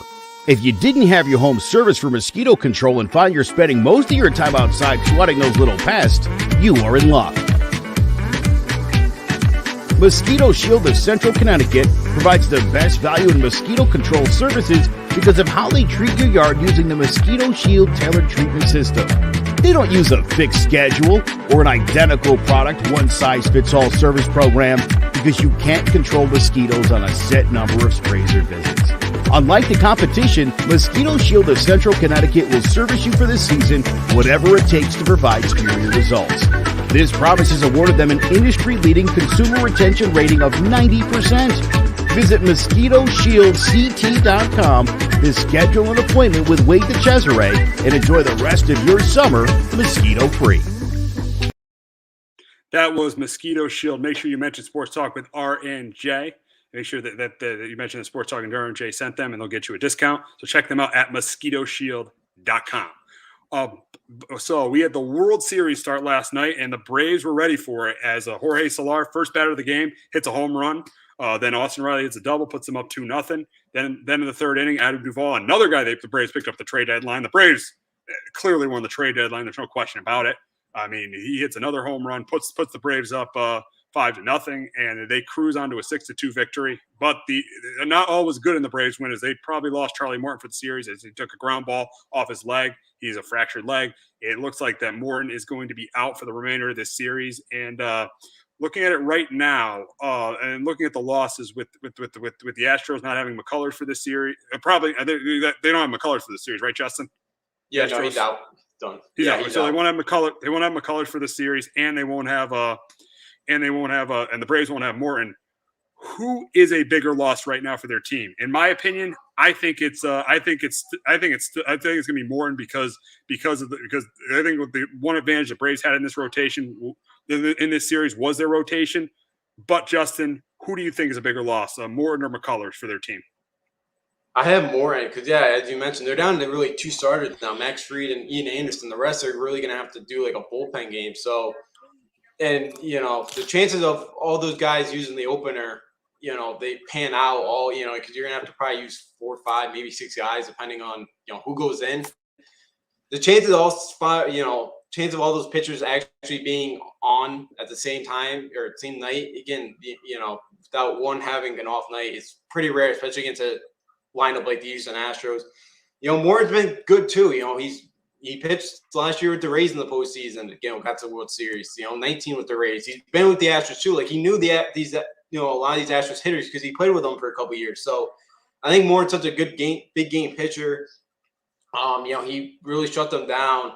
The time he was in there last night. So I do think it's Charlie Morton. McCullers they got through without him in the LCS. I know it was rocky for the Astros, but they're able to find a way. I think the Astros can, but I think Morton, just because he's been such a big game pitcher the last few years, he's been good. So I think more it's a huge loss now for the Braves. Now, the Braves, they lead the series 1-0. What do they have to? You saw last night their bats did it. They did it with their bats, and they did it with and they did it with their bullpen. AJ Minter did a really good job. What do the Braves have to do to continue to have success in the series? I think the Braves, they got to continue what they did last night early on. Actually, you see Hector's comment, the Astros, as of last night, 2-8 at home in the World Series, which is crazy. You would think, they'd be a lot better, playing at home, but for whatever reason, they haven't, which is crazy and probably, big for tonight that they haven't been great at home during the World Series. But, I think so far with the Braves, what they did last night was kind of because the Astros don't have, a lot of pitchers that are going to blow a lot of stuff by you. And, if you can lay off their kind of breaking ball stuff that's outside the zone and get some walks. And last night, you kind of saw that they, Valdez wanted to get some first pitch strikes, and the Braves kind of took advantage, early in the counts of kind of jumping on them like Soler did. That was the first time in a game one that the leadoff hitter in the World Series, hit a home run. And they kind of went off and running. I like their approaches around for the Braves. Now I think too, their bullpen's been really good as well. Their bullpen's got to continue to pitch well. Now you don't have Morin, so now it's going to put an extra kind of burn on your bullpen. The Braves haven't announced who they're calling up yet. I don't know if it's going to be another young starter or if they do have somebody else kind of down ready in the bullpen, but we'll see what happens, who they call up for the remainder of the series. But the Braves bullpen's been really, really good so far. Tom Mazick, has come out of nowhere this year as a guy that, he's on, was really a guy that kind of got a spring training invitation. Didn't know if he was going to make the team, and he's been phenomenal so far. So the Braves bullpen's been good, and then it's been the additions, the Jorge Solers, Jock Peterson had a big series against the Brewers and the Dodgers. So, Austin Riley's been on fire the second half of the year. Freddie Freeman's batted like .325 since May. So the Braves have a potent lineup. They got to continue to in big at bats, kind of get guys home and continue to kind of be a tough out every time at the plate like they have been so far in the playoffs. And then also since 1995, the game one winner of the World Series has won 21 out of the 26 times. So last night getting the game one victory was really huge for the Braves to kind of take advantage and take home field advantage away from the Astros, which Hector wrote doesn't even seem like they've even done well at home, when they've gotten the home field advantage. So, but the Braves kind of that from them last night. Hey, great comment from our guy too, Hector. As you mentioned, great comment by our guy Hector Velasquez. Astros 2-8 at home in World Series play, and they lost game. I think they lost game 4 against the game 4 against the Dodgers in 2017. Lost all 3 of their games against the Nationals last year. So that's 4 losses right there. And then they lost those 2 games against the White Sox. So that's 2, 3. I think it's 6 or 7, but I don't because I think it's 2-8. I don't know the other 2 were, but 2-8. That's a really bad record at home. But the big question is here: the Astros at home playing game 2. What do they need to do to get back into the series? What do the Astros got to do? Down 0-1. What do they have to do to get back into the series? For the Astros to get back into this, they got to they're 2-out hitting. They had 27 runs with 2 outs against the Red Sox in the ALCS. They've been unbelievable in that. Kind of again, I think like 5 or 6 of them came in that game 4. Yeah, game 4. With that controversy call with Nathan Eovaldi there. They destroyed that. And the bottom of the order too's got to continue to get on base. For the Jose Altuve, the Jordan Alvarez, Michael Brantley. Because if you put those guys at the bottom of the order can get on with those hitters behind, at the top of the order, they're very hard to get out. So they got to continue the bottom of the order. It's got to continue to kind of get on base. So 0-2 for Chicago. Oh yeah, Washington won all four. Yep, Washington won all four. Washington won Dodgers, all four. Yeah, I mean, 0-2 Los against Angeles Chicago won, and Atlanta. 0-1 against Atlanta. Great. Yeah, Hector got it. Hector nailed it right there. He's great. He is Nice. he's the best. He's the Thank you, best Hector. at getting all those stats. He's the best at that. I mean, that's great. Yeah. Because I was thinking, yeah. maybe they lost 3 to Washington, and I forgot they lost 4 to Washington. Yeah, because they lost that game 7 at home to Washington. Yeah. Yeah. So crazy. Yeah. So yeah, 2-8. That's crazy to think of that. I mean, I don't connect 05 to these teams, but 017 and 019, I absolutely connect to these teams. Yeah, no, absolutely. Yeah, to see that they've been that bad at home is pretty surprising. You want to think of it because they beat the Yankees all 4 in the CS, I believe, in 17. They won all 4 at home. Like it seems like you're usually a pretty good home team, during the playoffs. But yeah, for whatever reason, we'll see they haven't been able to do it. So I guess that's one of the keys. You gotta win a game tonight. Tonight I guess it's must win. So because they don't win tonight, you're not getting back to Houston. So tonight's like must win to get the same time at home. But Altuve's batting 178 in the postseason. He's got to get going. I know he's had a couple of big hits. He hasn't really been able to get. They got to get him going here at the top of the order to start having some success here. Can get on for Brantley because Brantley's batting 340 in the playoffs, so he can get on. They can get some run early.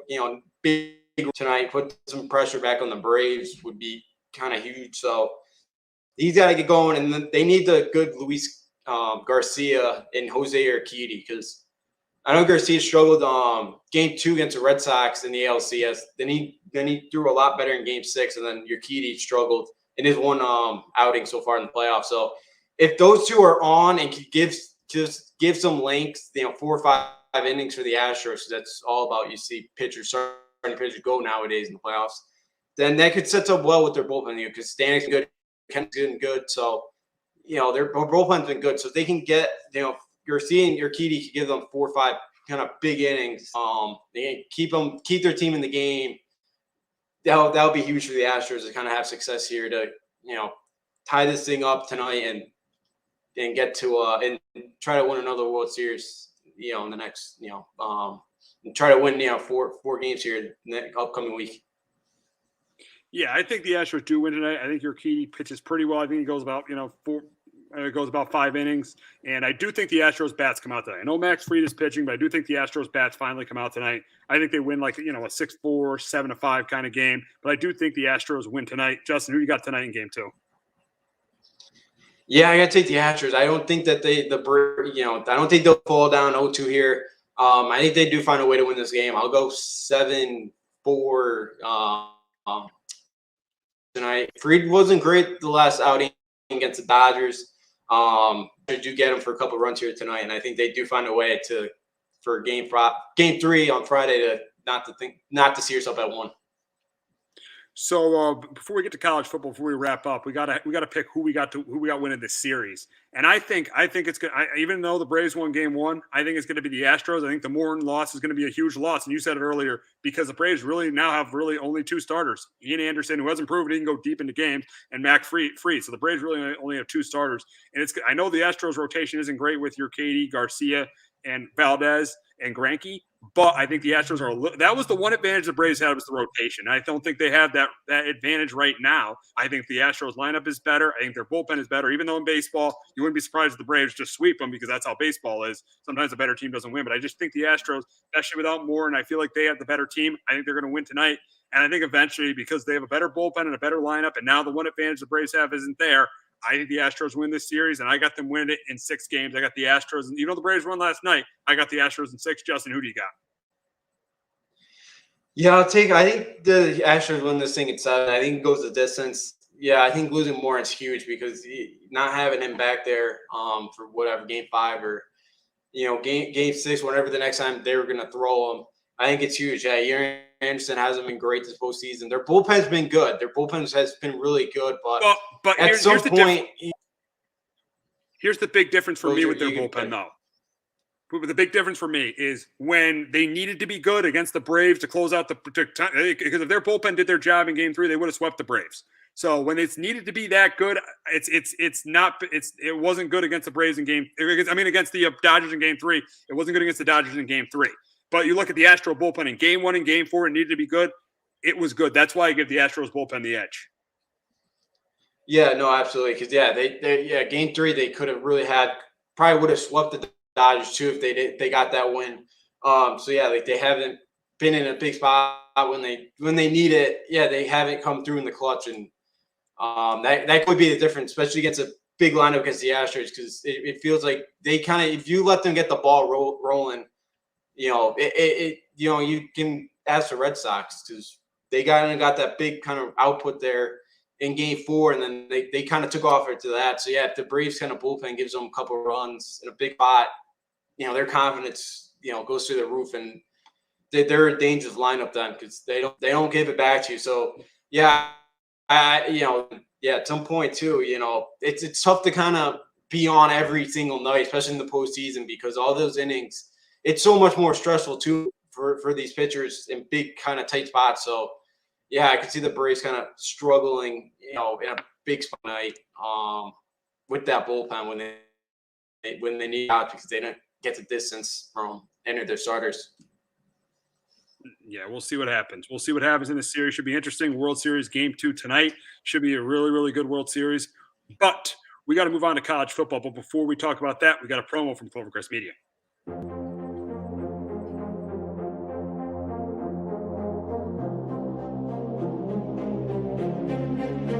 The college football season is coming back, and we got you covered on every game. We're breaking it down on each snap all season long. Catch us every week starting on August 4th. Joe Aguirre, Sean Scanlon, Jace Garcia, and yours truly, Obi Muniz, giving you the highlights, predictions, and current rankings. Visit our website at hhwshow.com and subscribe to our YouTube channel. It's All Four Downs, part of the CMG Sports Podcast Network.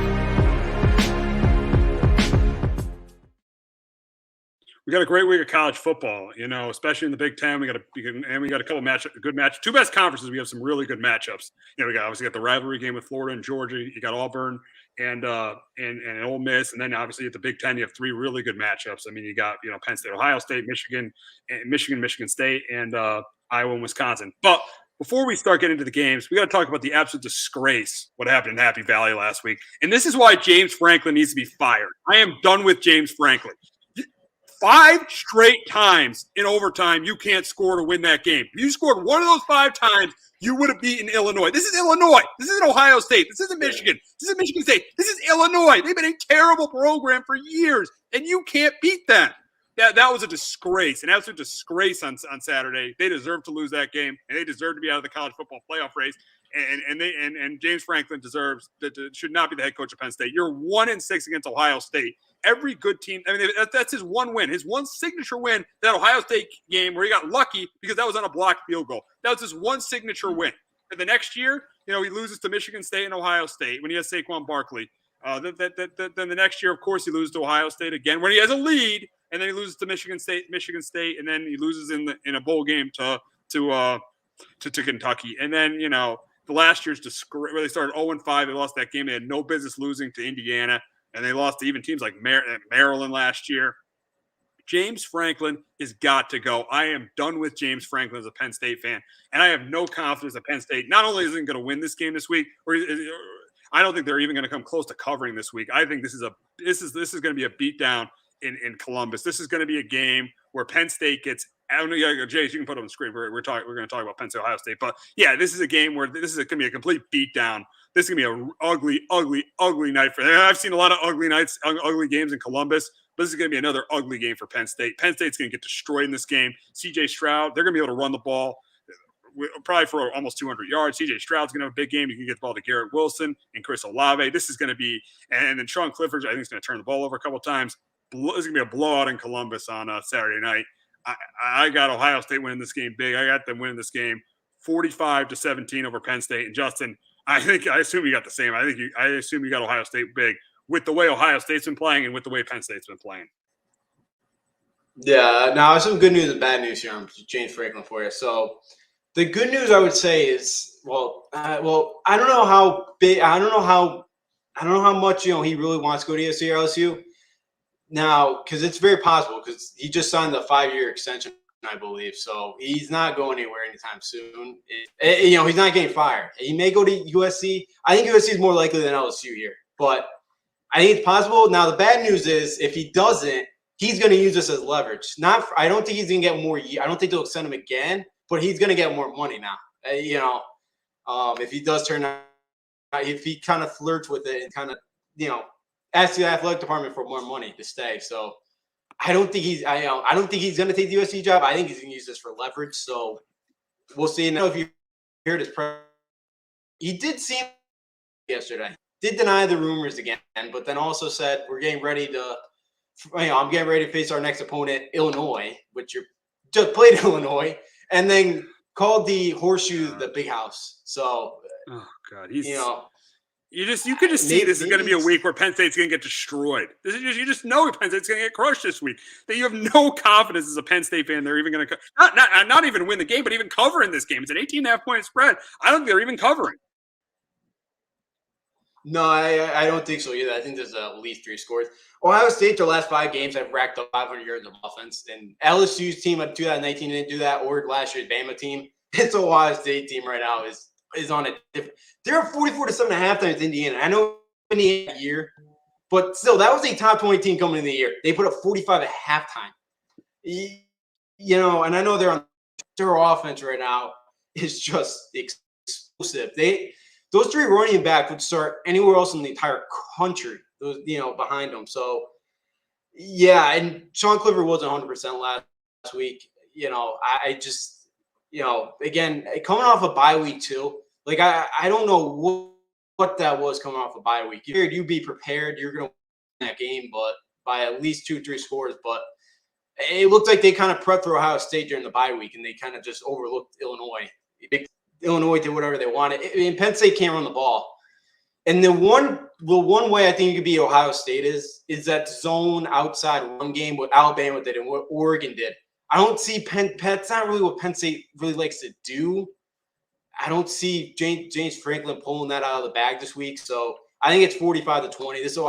This Ohio State team, since they changed the defensive coordinator, they've been really good. They've gotten to the quarterback. Their defense fronts play better. I think their secondary been kind of getting better. This Ohio State team right now is playing the second best football in the country behind Georgia. This team right now is playing well. CJ Stroud's playing a lot better too. And this is why people said too, and I'm sure at the time, but people said Ryan Day was going to be an upgrade over Urban Meyer. You're seeing it. Ryan Day makes a lot of adjustments, and his team's improved. He hasn't lost a Big Ten game yet since taking over, and I don't think that happened Saturday night. Yeah, I'll take Ryan Day as my coach any day of the week. I don't know if he's an upgrade over Urban Meyer, but I'd take him as my coach any day of the week. And here's the problem with Penn State, extending James Franklin. They're content with being that second-tier program like they've been for years. They've been a couple of years they've had their 2005, 2008, and then 2016 when they've gone to BCS Bowls. But they're okay being that second-level program, not being on the top tier with Alabama, Ohio State, with Oklahoma, with Clemson, with Georgia. They don't want to be on. They just don't care about being on that top tier. That's the problem with the Penn State football program. They don't mind. They just like sitting on that second tier, and that's why they're content with James Franklin being their head coach. And as a fan, I got a problem with that. I'm sick of James Franklin being the head coach. Yeah, I don't blame you. And it's weird that Penn State's kind of content here now. I don't know the reason why, because you've seen Ohio State absolutely maul everybody the last few years in this conference. You would think you want to get back to that level, but yeah, it doesn't seem like there's any, I don't know why it doesn't seem like they will want to do it. Because, yeah, James Franklin's an excellent recruiter. He's one of the best. I think right now their next year class is one in the country right now. I think they already have 23 guys signed. But, yeah, he's a terrible X's and O's coach. He's a terrible kind of late game coach, and they've blown a lot of games. And James Franklin's a good coach. Won't win you a national championship ever. So, yeah, I don't know why Penn State just, I don't know if they're just happy with with all the downfall of the scandal and all that. They're just kind of happy that they're back on somewhat of the national picture. I'm not really sure. Yeah, Penn State right now, again, like Rutgers is getting better too. I think Maryland's, I don't know. So kind of, I don't know what to think of Maryland, but Michigan State's playing well. Michigan's, Michigan's always going to be there. So, yeah, Ohio State's going to continue to get better. So, again, they're going to continue to be second fiddle if nothing really changes. I don't really see it. Unless he leaves, but now if he leaves, Dave Clawson will be an excellent hire for you guys. I'd love to see him take over. We'll see. I don't think that's. I don't really see him taking another job. I think he is content with being at Penn State, but who knows how much USC is willing to offer him if that comes about. It won't be good days for USC or LSU if they hire James Franklin. I guarantee. I am certain of that. But we'll move on to a big Big Ten game this week. Huge game, probably the biggest game in the country. As number 6 Michigan goes to East Lansing to face number 8 Michigan State, and I think this is going to be a really close, competitive game. I do think Michigan State plays a more modern style of offense. They throw the ball with Peyton Thorne. They run the ball well with Kenneth Walker. He's second in the country in rushing yards. But they have good receivers in Jaden Reed and Jalen Naylor. I think they play a more modern game. Michigan is very, very old school. Like to run the ball with Blake Corum and Hassan Haskins. I mean, Cade McNamara manages the game, but I think Michigan State is a better quarterback and a better passing game. But I usually don't do this, but I'm gonna go with the better defense and the better coach. And I think Aiden Hutchinson, who could be very easy to be a top 5 pick, I think he's gonna get pressure on Peyton Thorne. I think was it Thorpe or Thorne or Thorpe? Yeah, my bad. Yeah, Thorpe. Peyton Thorpe, and I think he's gonna make some mistakes. I think Michigan State's quarterback's gonna make some mistakes. I think this is a close competitive game, but I'll go with the better coach and the better defense. I usually don't go with the better defense, especially in college football. But in this game, I'll go with the better coach and the better defense. And that's why I got Michigan beat Michigan State 24-20. But Justin, can Mel Tucker get a huge win for this program? I think it's very possible. He's already 1-0 against the Wolverines. Jim Harbaugh, he's now 2-12 in top 10 matchups. Wow. He's 2-12 in top 10 matchups as the Michigan head coach. So I'm taking Sparty. I can't. You are a Harbaugh hater. You do not like Harbaugh. I don't like him. No, I don't. He did a great job at Stanford. Don't get me wrong. That 42-point dog back in 2007. It's that winning at USC. Great. That's a very impressive win. Do not get me wrong, but I don't trust this Michigan. This Michigan team, as you mentioned, this is a Bo Schembechler type Michigan team. Run the football, win the battle at the line of scrimmage. It's great until a point, but I don't think they get it done. I don't think it gets it done. I really trust Cade McNamara yet. I haven't seen him have to make a lot of big plays. I worry about Michigan State because Indiana really made them kind of drive the field, and they struggled with that. They probably should have lost that game. In Nebraska, they had no first downs the second half in Nebraska. They won the game they returned a punt for a touchdown to force OT, and then Nebraska itself, like usual. So, they could easily have 2 losses right now, but I don't trust Michigan. I don't trust this team. I'll trust Mel Tucker right now in this offense. I think Michigan can take away their big play ability, but I don't think Michigan does enough offensively. They sleptwalked through the first half last week at Northwestern, and that Northwestern defense lost 10 guys from last year. They're really reeling right now, and they struggled in the first half. I'll take the Spartans at home, 27-24. I can't trust Jim Harbaugh in a big spot, and I can't trust Caden McNair yet. And you made a good point about Michigan not being able to trust them. But I do think in this spot, I think they beat this team because Michigan State and Mel Tucker, they're inexperienced playing big games. So I do think Harbaugh, yes, he's lost a ton of big games, but I just think his experience being in big games will get him over the hump in this game. Eventually, this style of play, I think Ohio State beats Michigan by a couple scores. I think the way Ohio State's playing right now, I think they're clearly the best team in the Big Ten. But I just think this style of play, I just think in this spot, I think Michigan wins because I just don't think Michigan State has enough experience in big games. No, I completely agree. They really haven't. They haven't. Because last year they weren't great. Last year under D'Antonio they weren't great. I don't think Kenny McNair hasn't played a big game like this before. Now I know Michigan they do have some older pieces that have played in a big game, but Michigan State, I feel like they're a 4-point dog at home. I know there's a revenge game for Michigan. Jim Harbaugh, late October, early November, he gets in these spots here. You kind of start believing Michigan may have something here. and they all just collapse. And it doesn't really matter who they play. I just see that being one of those, Michigan lost Ronnie Bell. Really, none of those guys really get open. Like, I don't see them having much success offensively.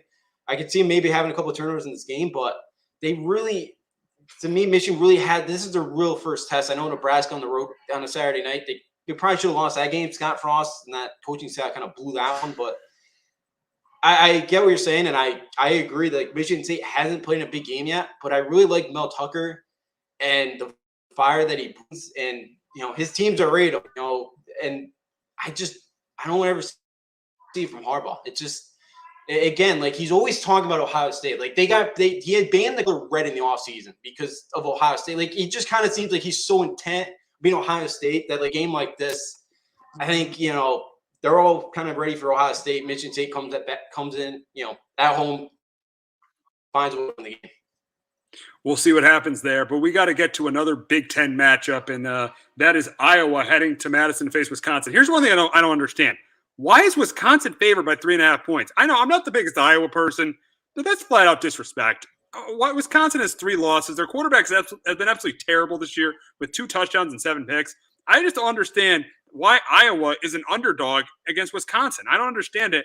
I do think the game's going to be close, though. I do think that both teams – I think Iowa – it will be a close, low-scoring game. Both teams will try to run the football, not have a ton of success running the ball, but a little bit of success. I don't think I don't think Petras is much better than – I think Graham is definitely worse than Petras, but I think I'm taking Iowa because I think Petras is the quarterback who will make less mistakes. Graham Mertz has been absolutely terrible. 2 touchdowns, 7 picks. And the thing is Wisconsin's not going to run for 290 yards like they did against Purdue and have Mertz only throw the ball 8 times. Mertz is going to have to win this game, and you saw it against Penn State. You saw it against Michigan. You saw it against Notre Dame. When Mertz has to win a game, that's not happening. That's why I got Iowa winning the game close and staying atop of the Big Ten West. But Justin, can Mertz and Wisconsin's running game give Iowa their second loss of the season? I don't think so. Yeah, this line's very weird. Now, Purdue, beat Iowa a few weeks ago. I don't know because Wisconsin scored 30 points. It is a weird line, because I know college football, I think for even NFL, it's like 3 points. Kind of they give you home field advantage. So a pick 'em on a neutral site, kind of what this would be. And I still think Iowa's a better team. I think it's not a quarterback play. And what quarterback's going to make the less mistakes? What quarterback's going to make like a big play? And I trust like Spencer Petras more than I do Graham Mertz. And Iowa's a ball-hawking defense. You saw that against Penn State a few weeks ago. They forced 7 turnovers in Maryland. Graham's going to probably throw 3 or 4 interceptions. You're probably going to be seeing their backup probably chasing the wolf in this game probably at some point. Like, both teams are not going to be able to run the ball. I think Iowa could win this game by 2 scores. If Mertz does have 3 or 4 turnovers, like I think he is going to have. And Iowa's coming off a bye. So, that's a bad taste in your mouth the way they lost to Purdue a few weeks ago. Now you come home, or now you go to Wisconsin. It's always a tough place to play in Madison. But, I'm going to take – I do think they're the better team. I don't really think Wisconsin's really that good right now. It's not a vintage Wisconsin team. I'm very excited to see this. It's an old school. This is what you think of the Big Ten. 2 big teams going in the I formation, just running it down your throats. But Wisconsin may have found to win. Yeah, two teams have no shot to win a national championship because they play old school football. No, they don't. They will never beat Ohio State. But yeah, my last point, Brandon Allen, the Wisconsin running back, has started 3 straight games with over 100 yards. They've kind of found a running back here getting going in Brandon Allen, but I don't think it's going to be enough, and I'll take Iowa to win the game 20-14. We'll go to the Big 12, and we got 4-3 Texas going to 6-1 Baylor. And I think Bijan Robinson will have his yards on the ground. I think Thompson will play pretty well. But at the end of the day, I don't think that defense stops Gary Bohannon. I think he does a good job running the ball, passing the ball. And that's why I think it's close, but I got Baylor going to 7-1, beating Texas. I'm probably crazy, but I'm going Texas this week. I love for some reason to keep getting Texas just keep disappointing me. But Baylor just hasn't seen an offense like this year. Their defense has been really good, but BYU is probably the best offense they faced until now. I guess maybe Iowa State's starting to get going. Like Iowa State, BYU probably the two best offenses they faced, and they haven't really seen a guy like Bijan Robinson. Again, they should have been up 24-7 or 24-7 going to half. They had a pick six and turned the game around. Like they were dominating Oklahoma most of that first half, and then Texas kind of just shut it down in the second half and just kind of it was horrible. But Baylor's been able to run the ball. I think they're average like 4 yards a carry. Last year, they were the worst rushing teams in the country. I could see them running all over Texas in this game. I think it's very possible. But I think Casey Thompson does enough. I think Texas offense does enough. I think Dave Aranda is a very good defensive coach. I think he has I think they try to put a good game plan in for this game. But I just think Texas has too much that they really haven't seen yet. I got Texas win this game 34-30. Well, out of the SEC now, and we got the world's, as they call it, the world's largest outdoor cocktail party. As we got Georgia playing Florida in the rivalry game in Jacksonville. But this won't be a game. As I think Georgia wins it big. I think they have a ton of yards on the ground. I don't care who plays quarterback, if it's Stenson Bennett or if it's JT Daniels. I don't care who plays quarterback for Georgia because I think they completely shut down this Florida offense. This isn't last year where Florida had Kentavious Toney, Kyle Trask, and Kyle Pitts. This offense, Emory Jones is okay, but he really doesn't have the weapons that Trask had last year. I think this game is a blowout. I got Georgia winning this by 3 or 4 scores over Florida. Yeah, I got Georgia win this game 31-13. I don't know who's going to play quarterback for Florida on Saturday. If I'm Dan Mullen, I think you got to go Anthony Richardson. Emory Jones looked good for a few weeks, but now kind of came back down to earth. Again, they really did not show up 2 weeks ago to LSU for whatever reason. LSU ran for over 300 yards, and that was a team that couldn't average more than 2 at the Power 5 school going up into that game. I think Georgia could run all over them this week. This Florida team just really, I don't know what happened to them 2 weeks ago. Again, they lost the 2 to Florida or Alabama at home. You kind of figure maybe Florida's got something, but haven't seen it since that game. They've been okay since. And Georgia, this is just going to be a rough day for them. Now, Florida's only allowed 5 sacks in the year. Georgia's gotten the quarterback, I think, like 24, 25 times. Yeah, but good test here for this offensive line of the Gators to kind of, but I don't see them slowing them down. I see Georgia slowing them down. I see Florida having a lot of success doing anything offensively in this game. I don't think their defense is good enough either. Ty Grantham, I know Dan Mullen's very loyal to him, but I really think this year they're not much better. I got Georgia winning this game 31-10 on Saturday. Got a really, really big matchup in the SEC between Ole Miss and Auburn, and this is a really good game. Two really good quarterbacks. You got Matt Corral, who's arguably the best quarterback in the country, and you got Bo Nix, who's been playing well the last couple of weeks. I think this is a close, competitive game, and I'm going to go with the home team and the better team. I feel like, obviously Corral's the better quarterback, and I'm going to go with the better team because I think Tank Bigsby makes the difference in the run game, and I think that Bo Nix has a good game. Ole Miss defense isn't as good as Auburn's. That's why I got Auburn winning this game close to keep their college football playoff hopes alive, and this would end Ole Miss's college football playoff hopes. But, Justin, can Corral carry this team to win on the road? I think he does. I got the Rebels 38-31 in this game. Oh, you're going with Lane Kiffin there. Yes, it may be very deadly, but I can't figure out this Auburn defense because I don't. They've been okay, but against Auburn they gave up 300 passing yards, and against LSU, against LSU they gave up 300 passing yards, and also Penn State threw for over 300. Georgia State ran for 267 against them on the ground. I can't figure out this Auburn's defense. Bo Nix has played a lot better this year. Brian Harsin's been a good coach for him. He's made less mistakes. I think it's been a better offense for him. Tank Bigsby is a very good back, very physical back, tough to bring down.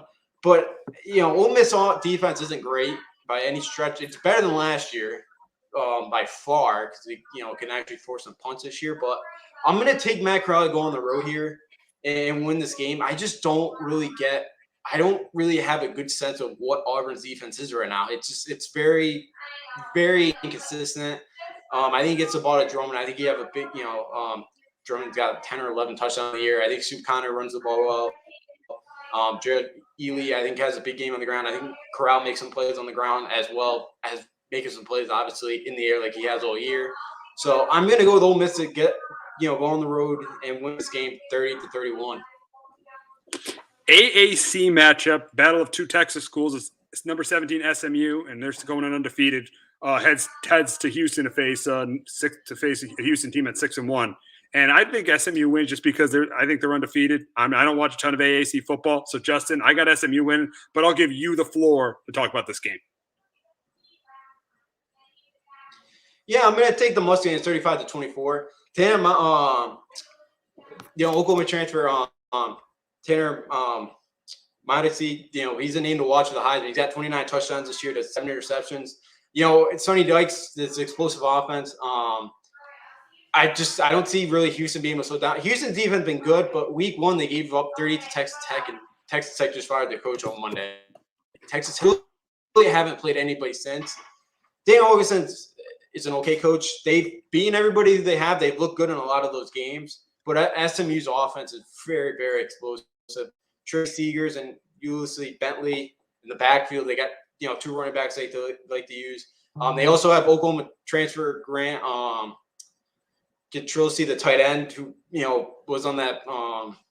He was a starting tight end a few years ago for Oklahoma. He due to concussions, decided to come back, transferred to SMU, and he's got almost 30 catches on the year. He's top guy, top weapon for the Mustangs as well in the passing game. So I'm gonna go SMU. Their defense is not great. I know a bit.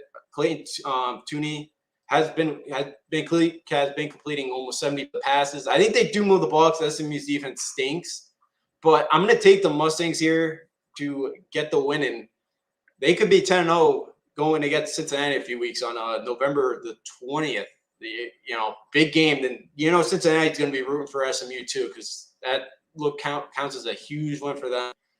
I'll take the Mustangs 35-24. And you bet we'll be talking about that SMU Cincinnati game when it comes up. We'll definitely be discussing that game when it comes up in a couple of weeks.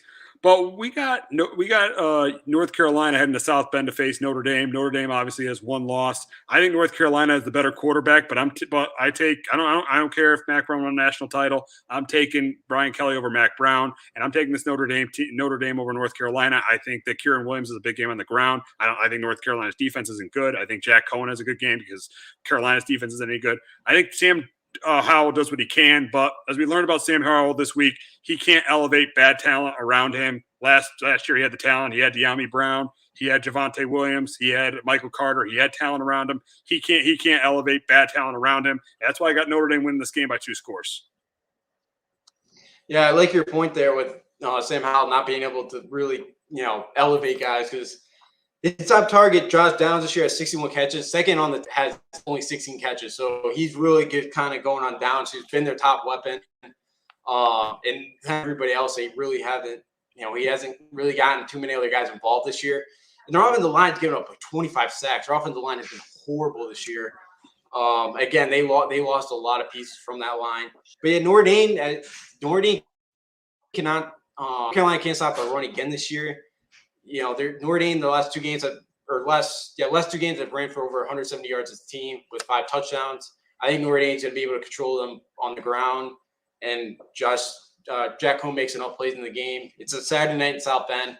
So yeah, Sam Howell keeps them in it. Sam Howell does enough, tries to keep them in it, makes some big plays. But yeah, North Carolina is one of the biggest disappointments this year in college football, but for UNC fans, college basketball starts in 13 days, so time for basketball season down in Chapel Hill. Absolutely. That's a season that they always look forward to. So they'll be definitely ready for that. So we'll wrap up talking about Fresno State and San Diego State. Fresno State has 2 losses. San Diego State's undefeated. We don't know that much. I don't know that much about the San Diego State team, but I'm picking them just because they're undefeated. Justin, again, just like in the SMU Houston game, I'll give you the floor to talk about this one. This is going to be a fun one. 2 contrasting styles. Fresno going to want to get go up and down the field. San Diego State, you know what coach is San Diego State now? I don't. Brady Hoke. Who is it? The the ex-Michigan coach. The ex-Michigan coach. There. Yeah. Yes, he's back at his old stomping grounds. He took over Long, who they're still running the I formation. They've always had some great backs. They're very talented defensively. I think Fresno, San Diego State really hasn't faced an offense like this before. San Diego State, probably the best offense they faced was Utah, but I think Utah is better now that they started Cameron Rising than what Charlie gave them early in the year. So they haven't really faced an explosive offense like Fresno State. Jake Haener having an unbelievable year. Ronnie Rivers in the backfield. It's been unbelievable as well. I'm going to take Fresno to get the upset, 24-20. Oh, wow. I think San Diego State defense keeps it close. Yeah, but I don't, San Diego State. Yeah, I've seen Fresno State, but San Diego State in 3 games this year have total 250 yards or less of offense. This day in college football with an offense you're about to face in Fresno State, it's very tough to win. So I'm going to take to go on the road and win this one. This should be a very good late night game on a Saturday night. It definitely will be. But we got to wrap it up this week on Sports Talk with R&J. For our producer, Jace Garcia, did a great job. For Justin D'Onofrio, I'm Steve Risser. We'll be back next week talking about the trade deadline in the NFL, Week 9 in the NFL. We'll recap the World Series, and we'll talk about Week 10 of the college football season. Have a great weekend, everyone.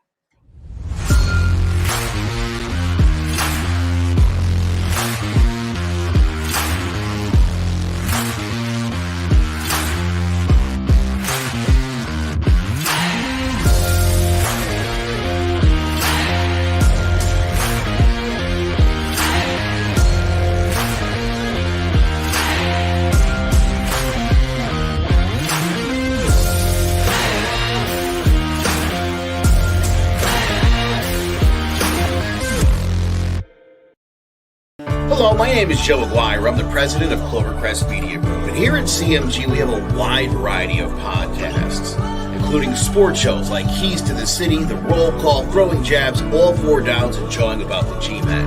And great true crime shows like Sticky Week, Crimes and Consequences, Ivy League Murders, and Bird, the unsolved murder of David Eichmann. You can find all these podcasts and so much more by visiting clovercrestmedia.com.